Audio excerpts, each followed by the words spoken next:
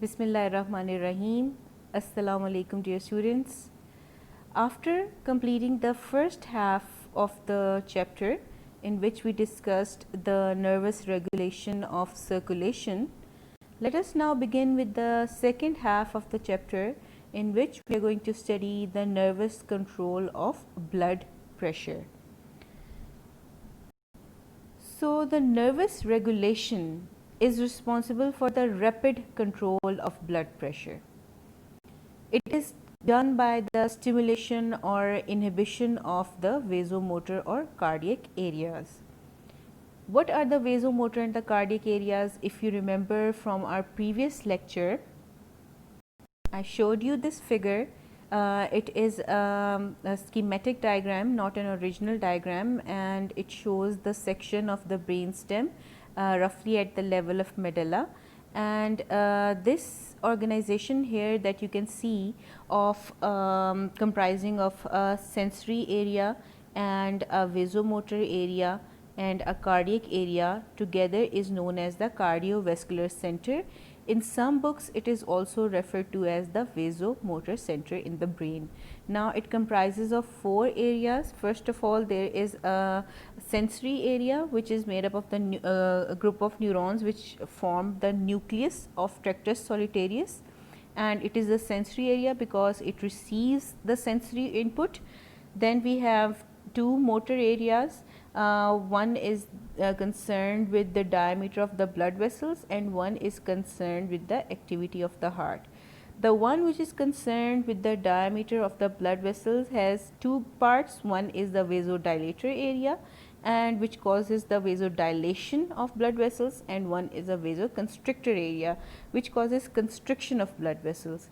Then the cardiac area also has two parts. The cardiac acceleratory area, which accelerates the heart by increasing the heart rate and increasing the force of contraction of the ventricles. Then we have the cardiac inhibitory area which reduces the heart rate and reduces the force of contraction in the ventricles. So this is just a revision, just so that you get a clear idea of what I mean by the cardiovascular center of control for the blood pressure and circulation. It is also known as the vasomotor center within the brain. So not only was this area involved in the control of circulation, it is also involved in the control of blood pressure. Okay, so how does it achieve this control? Very simple. Again, it involves the vasomotor and cardiac areas, and by the stimulation and inhibition of these two areas, you can control the blood pressure within the body. And what are the changes that take place? There can be constriction or dilation of the arteries by changing the or by altering the stimulation or inhibition of the vasomotor area, or there can be increased or decreased cardiac activity by altering the discharge from the cardiac area.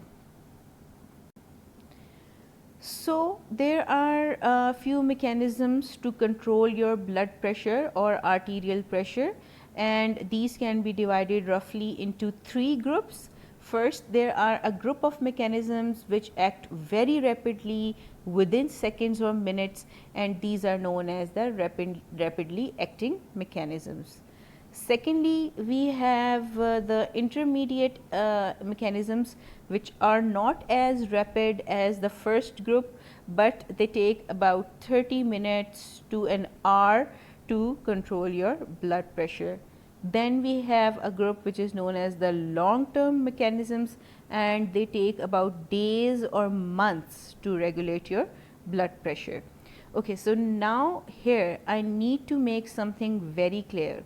Please be very attentive while attempting questions from this chapter, because you have to be very careful what you are being asked. You can be asked three things. One, what are the mechanisms for the rapid control of blood flow? When you are asked this question, you are going to mention the two theories, the vasodilator theory and the oxygen demand theory. Then you might be asked the mechanisms for rapid control of blood flow when the blood pressure is changing, So now you are going to or a simple word auto regulation can be used instead of this whole sentence. Then you are going to mention the myogenic theory and the metabolic theory. Then if you are being asked the rapid control of blood pressure, these are the mechanisms you are going to mention. Please be very attentive. Students make these mistakes repeatedly. They do not understand what is being asked of them. You have to differentiate if you are being asked about blood flow or you are being asked about blood pressure, or if you are being asked about blood flow while the blood pressure is changing, which is also known as autoregulation. So you have to distinctly understand what is being asked, and you have to differentiate between these three questions. Do not mistake them, do not mix them up, because this is often done by students. At the end, I will also give you example of such questions, so you might understand what is being asked of you and what I am trying to explain. So right now we are going to study the mechanisms for the rapid control of blood pressure, also known as the arterial pressure. So the rapidly acting mechanisms, which take about seconds to minutes to control your blood pressure or bring it back to normal, are these are the mechanisms which can help you in controlling your blood pressure from second to second or minute to minute. Among these, baroreceptor reflex is very important. Then you have the chemoreceptor mechanism, the CNS ischemic response, the Cushing's reaction, the Bainbridge reflex, the arterial and pulmonary artery reflex, the atrial reflex to the kidney, the abdominal compression reflex, and the contraction of skeletal muscles. So these are the mechanisms. We are going to study them in detail, and one thing I need you to remember is that most of these mechanisms are controlled by negative feedback, except the Bainbridge. It is an example of positive feedback. So I'll explain this to you as we discuss each of these mechanisms one by one. So let us start with the baroreceptor reflex. Before we begin with these reflexes, one very important thing that you need to know is the calculation of mean arterial pressure. I hope you already know what mean arterial pressure is. I discussed it previously. Mean arterial pressure is the pressure within your vessels. It is the mean of that pressure, and it is the pressure exerted by the blood on the vessel walls at any instant, and it is not simply equal to the mean of your systolic and diastolic blood pressure. As I already mentioned before, that within your cardiac cycle, the period which comprises of diastole is longer than the period of systole. So we cannot simply take the mean of both of these. We need a special formula to calculate your mean arterial pressure. The formula for your mean arterial pressure is diastolic blood pressure plus 1/3 pulse pressure. So what is pulse pressure? That also I have mentioned before in my previous lectures, that pulse pressure means the difference between your systolic and diastolic blood pressure. So pulse pressure is your systolic blood pressure minus your diastolic blood pressure, which is 120 minus 80. So let us calculate the mean arterial pressure in a very healthy or a normal person. You must remember that the mean arterial pressure in a healthy person is around 93.33. How is it calculated? Diastolic pressure, which is 80, plus 1/3 of pulse pressure, which is 120 minus 80, which comes out to be 40. So 80 plus 1/3 of 40 is 93.33. It is the mean arterial pressure of a normal healthy person. You must absolutely remember how to calculate this pressure. And also now remember, when we are going to study different reflexes such as the baroreceptor reflex or the chemoreceptor reflex or the CNS ischemic response, when the term pressure is going to be used, you have to remember they are referring to the mean arterial pressure. They are referring to the mean arterial pressure. जब भी reflexes पढ़ते हुए pressure का जिक्र आएगा तो आपको पता होना चाहिए कि मीन आर्टीरियल प्रेशर का जिक्र हो रहा है. And if you are given some scenario to calculate which reflex is active in this person at some instance, you have to know how to calculate the mean arterial pressure. That is why I am giving special stress on this formula. You must remember this formula. You are going to be asked this formula in your MCQs. Also, you will be expected to be able to calculate the mean arterial pressure when you are given the systolic and diastolic blood pressure. So now let us begin with our reflexes. First we have the baroreceptor reflex, and it is also known as a receptor reflex. It is a mechanical reflex and can also be called a mechanoreceptor reflex. So what are baroreceptors? Basically, baroreceptors are special receptors which respond to stretch. They are stimulated by stretch. Whenever these receptors stretch, they send signals. And where are these baroreceptors present? They are mostly present within your carotid sinus. What is carotid sinus? Carotid sinus is a dilated portion within your blood vessels where the common carotid artery, here you can see the common carotid artery, it divides into the external and internal carotid branches. At the junction of these, there is a special dilated area which is known as the carotid sinus, and in the walls of the carotid sinus are present some receptors which are known as baroreceptors. They are mechanoreceptors in nature, which means whenever they are stretched, they will send signals. So baroreceptors are not only present in the carotid sinus, yani कि that area where the common carotid artery bifurcates into the internal and external carotid arteries, it is also present within the arch of aorta. ठीक है, it is also present within the arch of aorta. So the baroreceptors which are present in the carotid sinus send their signals to the brain stem and the nucleus of tractus solitarius through the ninth nerve, which is also known as the glossopharyngeal nerve.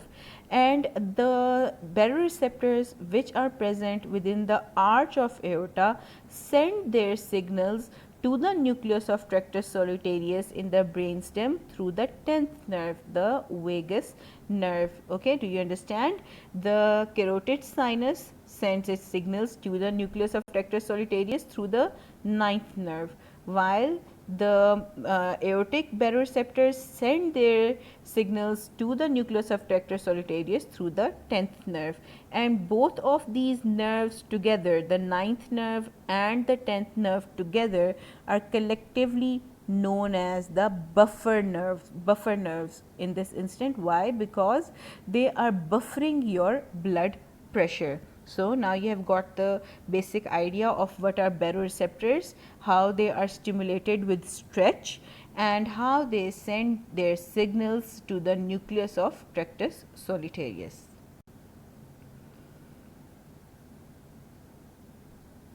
Here is another figure showing the same thing. This is the common carotid artery, and it divides into the external carotid and the internal carotid. At the point of bifurcation, there is a dilation. You can see this dilation over here. This is known as the carotid sinus. Please do not confuse it with the carotid body. Carotid body is a separate body which is present at the junction or the bifurcation. And you can see the carotid body here in this yellow color. Do not confuse the carotid sinus, which is just the dilation in the walls of the common carotid, with the carotid body, which is a separate body which is present here. ठीक है, ये दोनों अलग चीज़ें हैं. carotid sinus सिर्फ vessel की dilation है, जबकि कैरोटिड बॉडी एक अलग से राउंड बॉडी है जो कि यहाँ पर बाइफर्केशन पे मौजूद है. Both of these have separate functions. The carotid sinus contains baroreceptors while the carotid body contains chemoreceptors. ठीक है, you have to differentiate between the carotid sinus and the carotid body. I'll tell you what chemoreceptors are later on in this lecture. So, coming back to the carotid sinus, it is the dilation at the bifurcation of the common carotid artery. It contains special receptors which are known as baroreceptors, which are in fact mechanical in nature, so can also be known as mechanoreceptors. And whenever the walls of this common carotid artery are going to stretch because of increased blood volume or blood pressure, these receptors are going to become activated and they are going to send signals to the brain stem, into the nucleus of tractus solitarius, and they are going to do this with the help of the glossopharyngeal nerve. So, this is, if you can see here, this is the glossopharyngeal nerve, and this is a smaller branch of glossopharyngeal nerve which is known as the Herring's nerve, which carries the signals from the carotid sinus. So, these signals travel from the baroreceptors to the Herring's nerve, to the glossopharyngeal nerve, to the nucleus of tractus solitarius.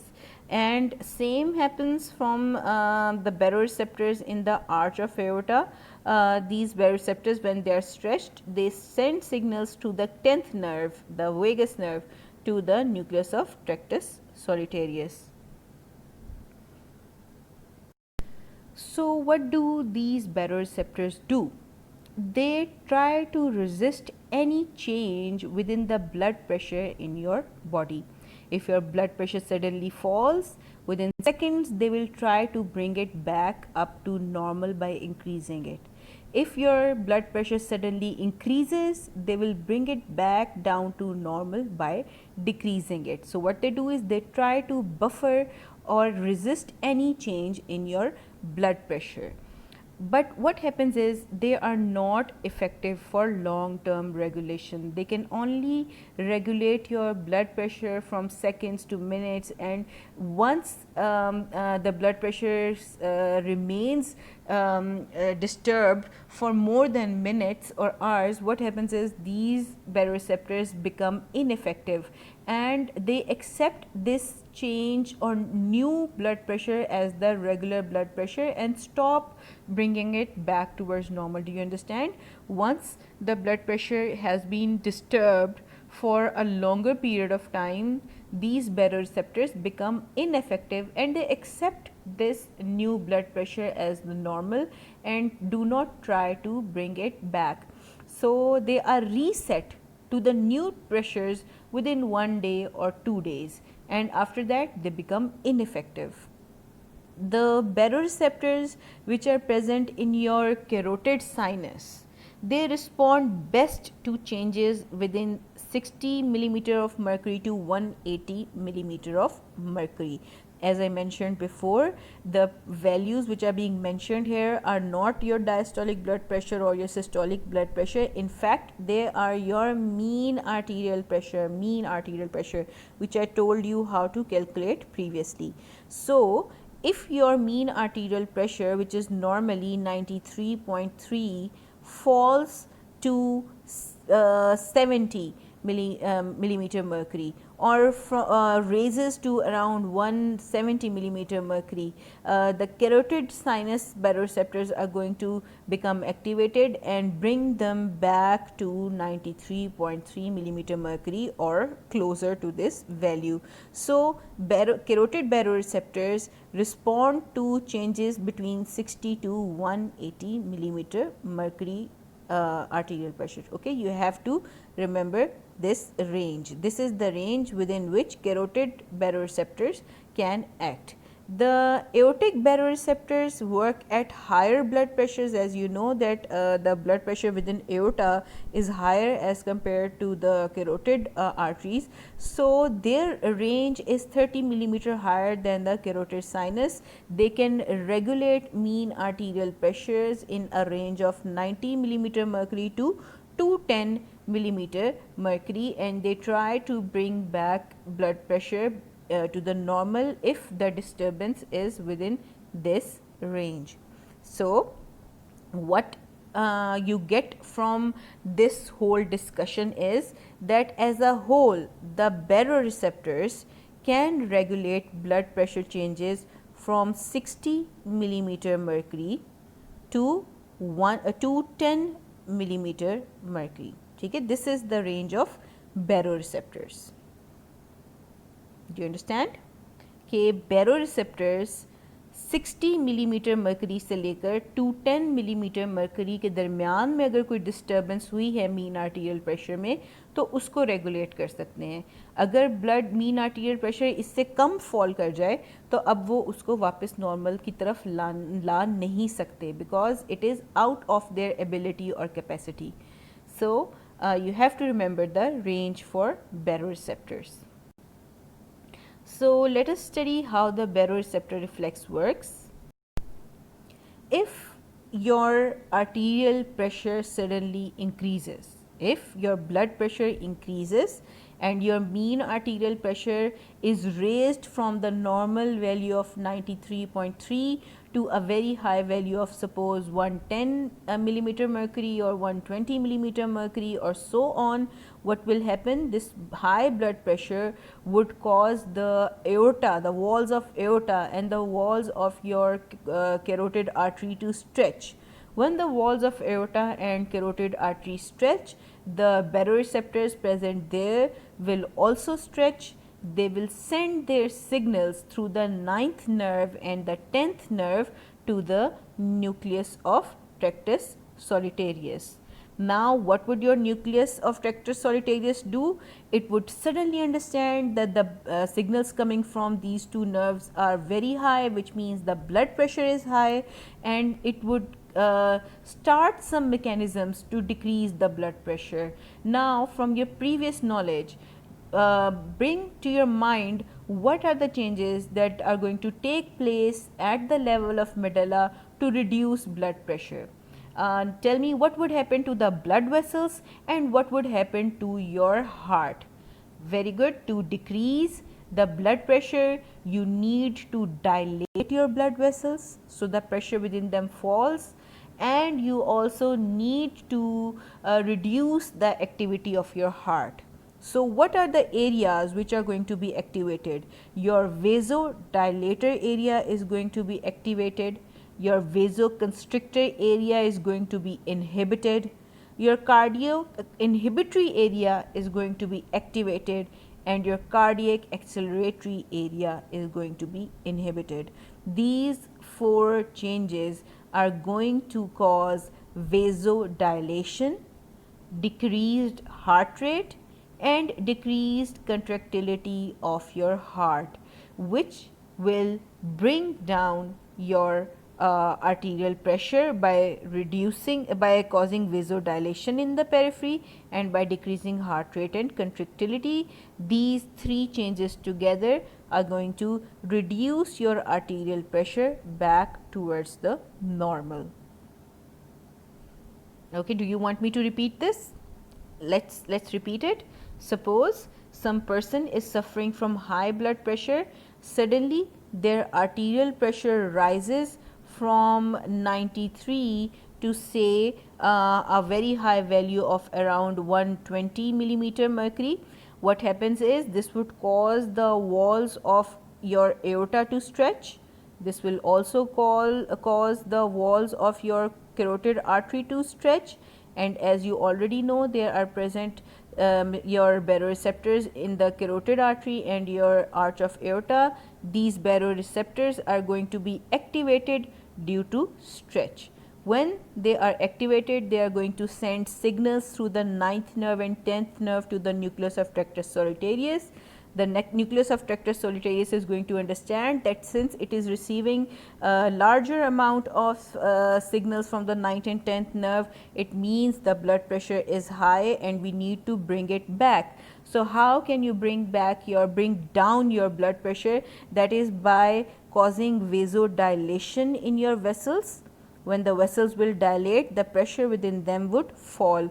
Also, by reducing the activity of your heart, the blood pressure will fall. So, what your nucleus of tractus solitarius is going to do? It is going to activate the vasodilator area. It is going to inhibit the vasoconstrictor area. So, this will result in vasodilation.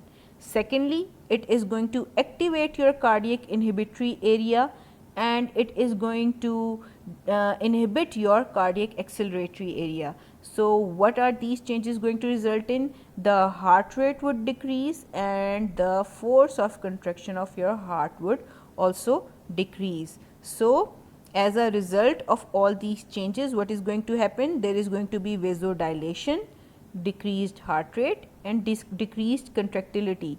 All these factors together are going to reduce your mean arterial pressure from these high values of 120 millimeter mercury back towards 93.3 or somewhere close to it. It might not be 100% effective, but it is going to bring down your mean arterial pressure from 120 to 93 or anywhere close. So, this was your baroreceptor reflex, and as you can see that it is a negative feedback. The stimulus and the final response are in opposite direction. So, this does not only work in one direction, that when your blood pressure would increase it would decrease it, it also works in the opposite direction. Suppose you suddenly stand up and your blood pressure suddenly falls, the stretch within your aorta and carotid vessels would suddenly fall, the signals going to the nucleus of tractus solitarius would reduce and the nucleus of tractus solitarius would suddenly understand that the blood pressure has fallen. What it would do is it would activate your vasoconstrictor area and cardiac acceleratory area, and it would inhibit your vasodilation area and cardiac inhibitory area. As a result, there would be vasoconstriction and increase in heart rate and heart contractility, which would raise your blood pressure back towards normal. So, it works in both directions, if your blood pressure is very high or if your blood pressure is very low. तो baroreceptors दोनों में effective होते हैं. It is more effective when your blood pressure is low, especially when you suddenly stand up. This is known as orthostatic hypotension. Orthostatic. It means that when you suddenly stand up, your blood pressure falls. This is known as orthostatic hypotension. And which mechanism would be activated during orthostatic hypotension? That is your baroreceptor reflex. It is the baroreceptor reflex which avoids fainting, or which helps you when you suddenly stand up. It is thanks to the baroreceptors that you do not faint every time you stand up. Okay? So, baroreceptor reflex help you when your blood pressure suddenly falls within seconds when you stand up, or if it is raised suddenly. This is the baroreceptor reflex. There are some points you must remember, that baroreceptor system opposes any change within your blood pressure, and so it is known as your pressure buffer system. And the 9th and 10th and the herring nerve is also a small branch of 9th nerve. So, these three nerves together are known as buffer nerves, and the primary function of baroreceptor is to reduce second by second or minute by minute variations in your blood pressure. And baroreceptors are responsible only for short term control of blood pressure. They have no role in your long term regulation of blood pressure, as I mentioned before. Why? Because they reset to new raised blood pressures within a day or two, and after that they are no longer useful. Okay, and you have to remember that they can only work within a range of 60 millimeter mercury of mean arterial pressure to 210 millimeter of mercury. Below this blood pressure, baroreceptors cannot help you. They will not help you if mean arterial pressure falls below 60 millimeter mercury. Below this pressure, there is another response which will help you to maintain blood pressure, and that is known as the CNS ischemic response. ये मैं आपको end पे बताऊंगी कि what is CNS ischemic response, and I will also tell you how to solve scenario based questions when you are asked that if the mean arterial pressure of a person falls below this value, which mechanism is activated to help him regain his arterial pressure. This I will discuss at the end of the lecture.